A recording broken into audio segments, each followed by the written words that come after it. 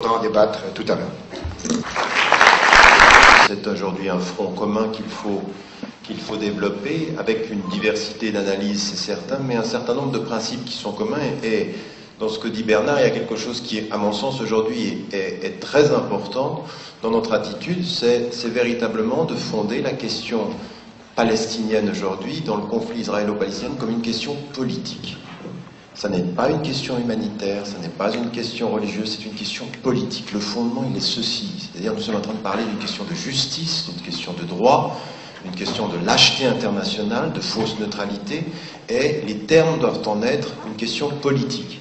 Le responsable du cabinet de Sharon dit « Nous gagnons du temps, c'est 10 ans de gagner. Le retrait de Gaza, c'est pas simplement... Je veux dire, quand vous vous retirez d'une prison, vous êtes retiré de rien, à partir du moment où vous avez les clés de la prison.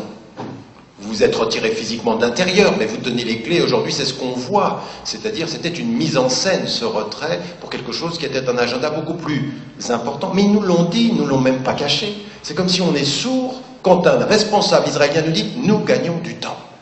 Nous voulons 10 ans. Et nous gagnons. » Et depuis les soi-disant accords d'Annapolis, les colonies de peuplement et les autorisations se sont multipliées par 3. C'est-à-dire que la politique de colonisation n'a pas cessé. La formule est simple, la colonisation, ça a toujours fonctionné comme ceci, diviser pour mieux régner, et quand le conflit se fait, vous emportez la mise.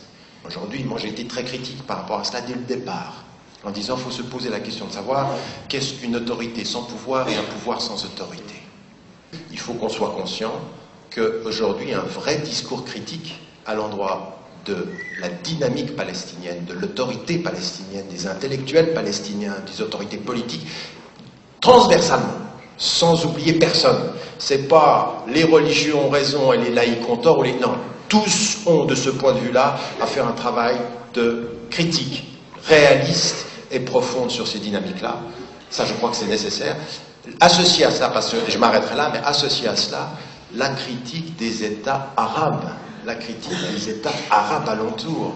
Je veux dire, les pires des traîtres dans cette affaire, vous me direz ce que vous voulez, mais les pires des traîtres, c'est pas les Israéliens et c'est pas les Américains. Eux ne font que ce qui est dans l'intérêt qu'ils défendent, et on le sait. Mais quand ceux qui sont des États arabes nous disent défendre la cause des Palestiniens et qu'ils trahissent et qu'ils acceptent ce qu'ils acceptent aujourd'hui, avoir accepté la mise en scène de ce processus de paix d'Annapolis, d'y aller et de se présenter sur le devant, c'est ça la trahison, c'est d'avoir accepté la mise en scène, c'est d'y être allé, plutôt que de dire non. Je veux dire, il y a des conditions avant que nous nous présentions. Non, ils y sont allés sans condition et le peuple palestinien a été trahi sans condition. Et donc de ce point de vue, il faut aussi pour nous, de là où nous sommes, avoir cette parole libre de critique systématique de toutes ces trahisons, en particulier dans le camp palestinien quand on n'a pas eu de vision politique, et dans le monde arabe quand on n'a pas de courage régional. Merci.